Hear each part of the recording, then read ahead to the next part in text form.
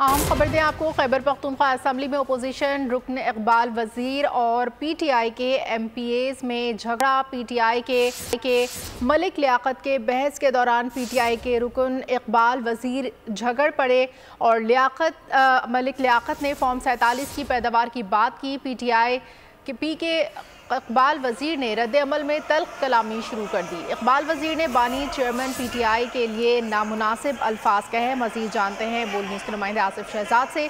जी आसिफ शहजाद, क्या अल्फाज अदा किए गए?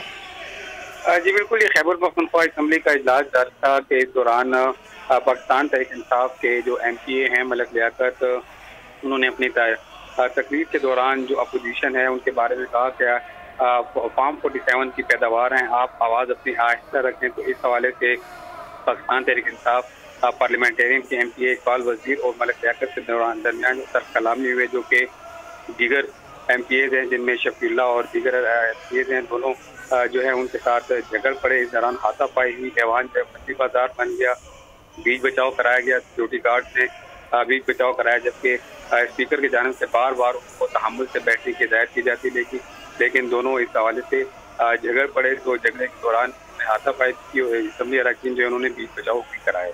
बहुत शुक्रिया आसिफ शहजाद। सब्सक्राइब करें और बेल दबाएं ताकि कोई खबर रह न जाए।